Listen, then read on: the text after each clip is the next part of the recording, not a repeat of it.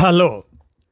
కానమోకు కథావచనం మోహనవచనం పరిజ్ఞాన హితబాండం నిత్య చదువరి శ్రోతలకు ఆహ్వానం. నమస్కారం.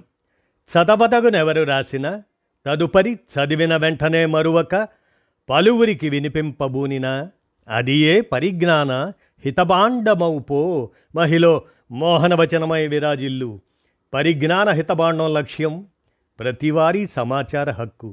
ఆ స్ఫూర్తితోనే ఇప్పుడు కానమోకు కథావచనం మోహనవచనం సమకాలీన కథా సందేశం శీర్షికన ఇప్పుడు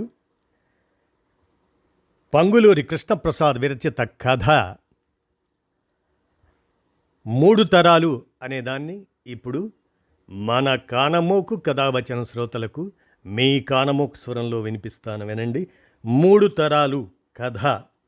కానమోకు కథావచనం మోహనవచనం సమకాలీన కథా సందేశం శీర్షికగా ఇప్పుడు వినిపిస్తాను. ఇక కథలోకి ప్రవేశిద్దామా. ఇల్లంతా సందడిగా ఉంది. పెళ్లి తంతు అంతా ముగిసిన వారం తరువాత ఈరోజే వియ్యాలవారు కొత్త కోడల్ని కాపురానికి దిగబెడుతున్నారు. బంధువర్గం అంతా ఈ ఊరే కావటంతో హడావుడి ఎక్కువగా ఉంది.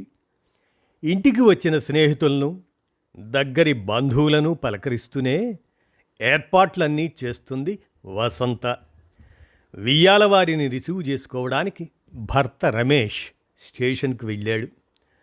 అడిగిన వాళ్లకు సమాధానం చెబుతున్నా ఆమె మనస్సు అన్యమనస్కంగానే ఉంది. ఇంట్లో హడావుడిలాగానే ఆమె మనస్సు కూడా అలజడిగా ఉంది. దానికి కారణం ఈ పెళ్లి సందడి కాదు, పొద్దున జరిగిన సంఘటనే మనసులో మెదులుతూ కుదురు లేకుండా చేస్తుంది. అన్ని ఏర్పాట్లు పూర్తయ్యాయి. సమయం సాయంత్రం 4 దాటింది. ఇల్లంతా ఒకసారి పరికించి చూసుకొని వచ్చేవాళ్ల కోసం ఎదురు చూస్తూ కాఫీ గ్లాసు చేత పట్టుకొని ఓ పక్కగా కుర్చీలో కూలబడింది వసంత. పొద్దున అత్తగారు చెప్పిన మాటలే చెవిలో గింగురుమంటున్నాయి. చూడమ్మాయి వసంత, నీ మంచి కోసమే చెబుతున్నా. నువ్వు ఇప్పుడు అత్తవయ్యావు. వచ్చిన కోడల్ని జాగ్రత్తగా నీ అదుపులో ఉంచుకో. ముందు స్వేచ్ఛ ఇచ్చి ఆ తర్వాత బాధపడే పరిస్థితి తెచ్చుకోకు. కొడుకు కోడల్ని వేరు కాపురం పెట్టించాలని ఇంకో ప్లాట్ అద్దెకు మాట్లాడావటగా. అది చాలా తప్పు. ఇప్పుడే వాళ్లకు బాధ్యతలు అప్పచెప్పటం మంచిది. వదిలేసావనుకో, రేపొద్దున ముసలాళ్ళై వాళ్ళ దగ్గరికి చేరినప్పుడు మీరు వాళ్లకు బరువైపోతారు. మీ పొడ వాళ్లకు గిట్టకుండా పోతుంది. పెద్దదాన్ని ఎందుకు చెబుతున్నానో అర్థం చేసుకో. ఒక్కసారిగా షాక్తో నిలబడిపోయింది వసంత. మీ పెళ్ళైన మొదట్లో నేను మిమ్మల్ని వేరుగా ఉంచుదామని అనుకున్నాను. అది అప్పట్లో కుదరలేదనుకో. ఇది తనకు తెలియని కొత్త విషయం ఆమె చెప్పుకుపోతుంది. అది మా మంచికే అయింది. అందరం కలిసి ఉండబట్టి నువ్వు బాధ్యతలకు అలవాటు పడ్డావు. ఈ ముసలితనంలో మమ్మల్ని చక్కగా చూసుకుంటున్నావు. నీ ముసలితనం కూడా ఇలాగే హాయిగా ఏ చీకు చింత లేకుండా సాగిపోవాలనుకుంటే వాళ్ళని వేరు కాపురం పెట్టించే ఆలోచన కట్టిపెట్టి అందరూ ఇక్కడనే సర్దుకునే ఏర్పాటు చెయ్యి. జాగ్రత్త సుమీ, ఆనక చెప్పలేదనకు. అత్తగారు అన్న ఆ 4 మాటలు వసంత ఆలోచనల్ని ఒక్క కుదుపు కుదిపి పెరుగు చిలికినట్లు చిలికేశాయి. వసంతకు అత్తగారితో చెప్పుకోదగ్గ అభిప్రాయ భేదాలు ఇప్పుడు లేవు. ఆవిడ మాట వినకూడదని కానీ ధిక్కరించాలని కానీ ఆలోచన లేదు. పెద్దావిడ అంత అక్కరతో తన వృద్ధాప్య జీవితం గురించి ఆలోచించి అనుభవంతో సలహా చెప్పటంతో వసంత మనస్సులో సంఘర్షణ మొదలైంది. అసలు కొడుకు పెళ్లి కాగానే వేరు కాపురం పెట్టించాలన్న ఆలోచన ఇప్పటిది కాదు. ఎన్నో ఏళ్ల నుంచి దృఢ నిశ్చయమై మనస్సులో వేళ్ళునుకుంది. వసంత ఆలోచనలు ఒక్కసారిగా గతంలోకి పరిగెత్తాయి. తమకు ఒక్కగానొక్క కొడుకు సిద్ధార్థ్. వాడు ఉద్యోగంలో స్థిరపడ్డాక మంచి సంబంధమని ఏరి కోరి తామే శిరీషను చూసి పెళ్లి చేశారు. పెళ్లి చూపుల్లో చూసిన నాడే వసంతకు శిరీషలో తనను తాను చూసుకున్న ఫీలింగ్. ఇప్పుడంటే అన్ని పనులు సమర్థించుకుంటూ చేసుకుపోవడం, అవసరమైతే సర్దుకుపోవటం అలవాటైపోయింది. కానీ పెళ్ళై కోడలిగా అడుగుపెట్టిన తొలినాళ్లలో తానెంత ఇబ్బంది పడింది, ఏం కోల్పోయింది గుర్తొచ్చింది. చిన్న చిన్న ఆనందాలకు కూడా ముఖం వాచిపోవాల్సిన పరిస్థితి. అత్తమామలకు తన భర్త రమేష్ ఒక్కడే కొడుకు. ఆదాయం విషయంలో ఇబ్బంది లేకపోయినా ఖర్చు పెట్టుకోవాలంటే కోడలు దుబారా మనిషి అని ముద్ర పడిపోతుందేమో అని భయం. భర్త సాయంత్రం 5:30కే ఇంటికి వచ్చినా వంటింట్లో పని పూర్తి చేసుకొని రాత్రి 9 గంటల తర్వాతే పలకరించుకోవడానికి వీలయ్యేది. నెలకొక్కనాడైనా ఓ సినిమా చూసి బయట భోజనం చేసి రావాలంటే పెద్దవాళ్ళు రారు, బయట తినరు. ఇంట్లో అన్నీ వండి వాళ్ళకు అమర్చి వెళ్ళాలంటే సరదా చచ్చిపోయేది. నచ్చిన పని చేయాలన్నా, టీవీలో నచ్చిన ప్రోగ్రాం చూడాలన్నా కూడా సాంప్రదాయాల పేరిట కనిపించని ఆంక్షలు అడ్డుపడుతుంటే ఊపిరి సలిపేది కాదు. తాను డిగ్రీ చదివి టైప్ హయ్యర్ కూడా పాస్ అయింది. చిన్నపాటి ఉద్యోగంలో చేరైనా సంపాదన కళ్ళ చూడాలని, సొంతంగా ఖర్చు పెట్టుకుని చిన్ని చిన్ని కోరికలు తీర్చుకోవాలని ఆశపడ్డా అది అత్తగారు వెంటనే అప్పగించిన బాధ్యతల వల్ల నెరవేరలేదు. అత్తగారు చెడ్డదేమీ కాదు, కానీ సంప్రదాయ పద్ధతులకు భిన్నంగా ఆలోచించనిచ్చేది కాదు. రాను రాను పెద్దవాళ్ళిద్దరికీ వయస్సు మీద పడటం, దానివల్ల ఇంటి బాధ్యతలు ఒకదానిపై ఒకటి పడి మనస్సుకు మరో ఆలోచన రానియకుండా అణచివేశాయి. ఇలా జ్ఞాపకాల దొంతరలోంచి బయటపడింది వసంత. మళ్ళీ ఇప్పుడు కొత్త కోడలిగా శిరీషను చూడటం, దాంతోటే తొలినాటి జ్ఞాపకాలు నిద్రలేచి అప్పటి అణగారిన ఆశలు మేమున్నామంటూ తలెత్తాయి.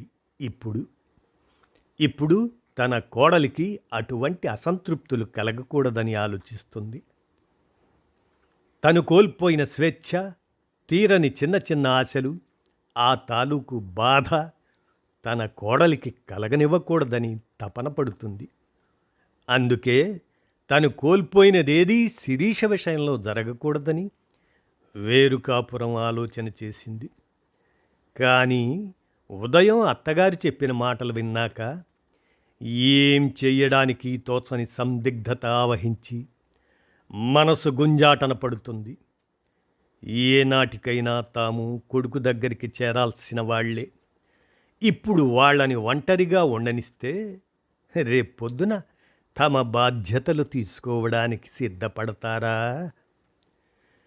కొన్నేళ్లైనా స్వేచ్ఛగా మమ్మల్ని ఉండనిస్తే ఆ తర్వాత ఎలాగూ బాధ్యతలు తప్పవు, సంతోషంగా స్వీకరిస్తాం కదా అని అప్పట్లో తాను అనుకునేది. ఇప్పుడు 3వ తరం శిరీష కూడా అలానే ఆలోచిస్తుందా? లేక వేరు కాపురం తర్వాత అత్తగారు చెప్పినట్లు తమ బాధ్యతను బరువు అనుకుంటుందా? ఇప్పుడు విడికాపురం పెట్టించాలా వద్దా? కోడలి పాత్ర నుంచి అత్తగారు కాగానే నేను స్వార్థంగా ఆలోచిస్తున్నానా అంటూ తనని తాను ప్రశ్నించుకుంది. సమాధానం అవును అని వినడానికి మనస్కరించక ఆలోచనలు తీవ్రంగా కుదిపేస్తూ ఉంటే గట్టిగా తల విదిలించింది. ఇంతలో కోడలు వాళ్ళు రానే వచ్చారు. వారికి సాదరంగా స్వాగతం పలికి కావలసిన వసతులు సమకూర్చే పనిలో మునిగిపోయింది. పలకరింపులు, బహుమతులు ఇచ్చిపుచ్చుకోవడం, అన్ని రకాల పరామర్శలు ముగిశాయి. భోజనాలు ముగించి ఎవరికి వాళ్ళకి పడకలు ఏర్పాటు చేసేదాకా ఊపిరి పీల్చుకోవడానికైనా వసంతకు తీరిక దొరకలేదు. ఆ కాస్త సమయం ఆలోచనలు మరిచింది. కానీ కాస్తంత వీలు చిక్కగానే మళ్ళీ ఆలోచనలు ముసిరాయి. స్వార్థం, కర్తవ్యాల మధ్య ఎటూ తేల్చుకోలేక తెగిన దండలోని పూసలలాగా చిందరవందరగా ఉన్న ఆలోచనల్ని భర్త ముందు పరిచింది. అసలు ఇది సమస్యే కాదు తేల్చేశాడు భర్త రమేష్. తెల్లబోయింది వసంత. పొద్దుట్నుంచి మనసులో జోరీగల్లా ముసిరేస్తున్న ఆలోచనలను అంత తేలిగ్గా తీసిపారేశాడు. తనెప్పుడూ ఇంతే, ఏదీ సీరియస్గా తీసుకోడు అనుకుంది. ఇందులో ఎవరిది తప్పు కాదు. అమ్మ చెప్పింది నిజమే. నువ్వు కోల్పోయిన చిన్నపాటి స్వేచ్ఛని నీ కోడలికిద్దామనుకున్న నీ ఆలోచన సబబే. ప్రతి ఆడపిల్ల తన భర్తతో కొద్దిపాటి స్వతంత్రంగా, స్వేచ్ఛగా, ఏకాంతంగా గడపడానికి సమయం ఉండాలనుకోవటం తప్పు కాదు. కానీ అందుకోసం వాళ్ళు బాధ్యతల్ని వదిలేసి ఒంటరిగా ఉండడానికి ఇష్టపడతారని మనం అనుకోవడం, వాళ్ళ ఆలోచనలు, అభిప్రాయాలు తెలుసుకోకుండా మన ఆలోచనలు వాళ్ళ మీద రుద్దటం ఈ తరాన్ని అవమానించటమే అవుతుంది. కాదంటావా?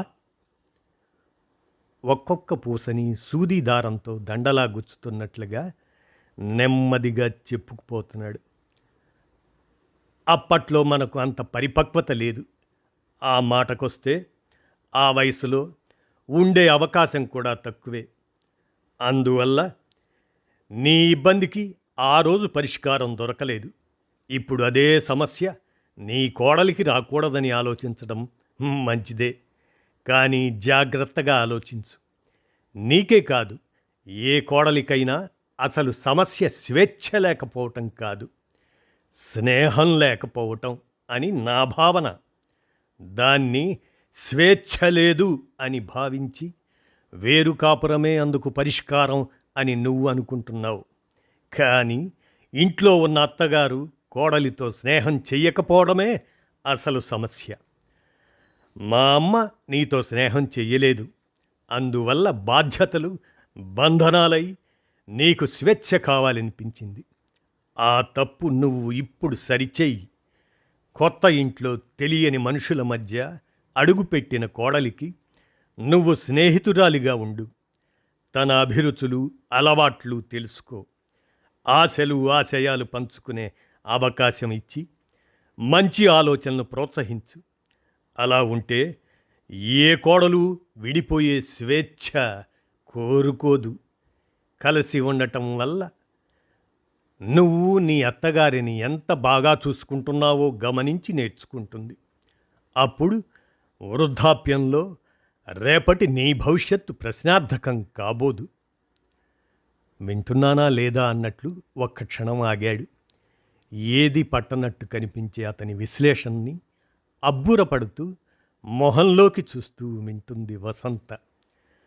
నీ కోడలు తనకి తోచిన ఏ విషయమైనా మొహమాట పడకుండా నీ దగ్గర చెప్పగలిగేంత స్నేహంగా ఉండు.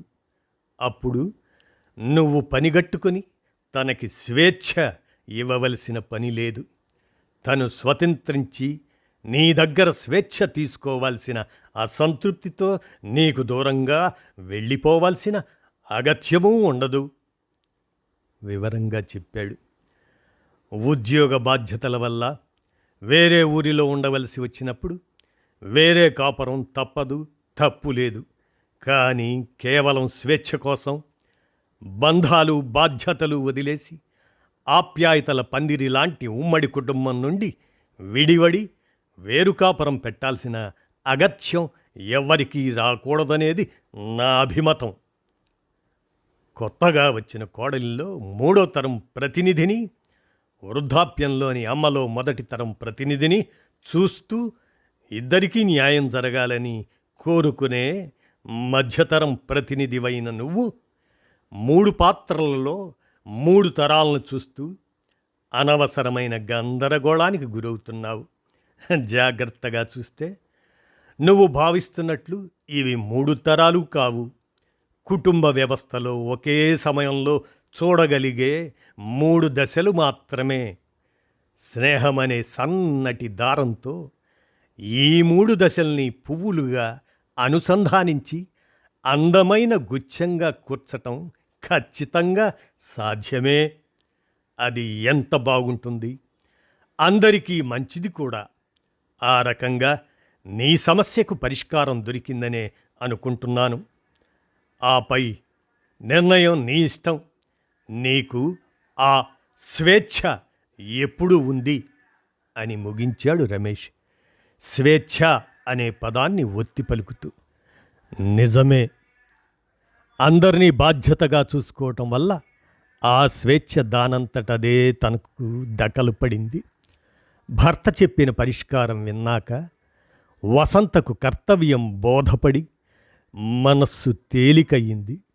కోడలితో రేపటి స్నేహాన్ని గురించి ఆలోచిస్తూ వేరుకాపురం ఆలోచనని మనసు నుండి తుడిచివేసి ప్రశాంతంగా నిద్రలోకి జారిపోయింది. ఇదండి 3 తరాలు అనేటువంటి ఈ కథను పంగులూరి కృష్ణప్రసాద్ విరచించి అందజేయగా, మన కానమోకు కథావచనం మోహనవచనం సమకాలీన కథా సందేశం శీర్షికన నేటి తరానికి కనువిప్పుగా ఈ కథను వినిపించాను. విన్నారుగా, ధన్యవాదాలు.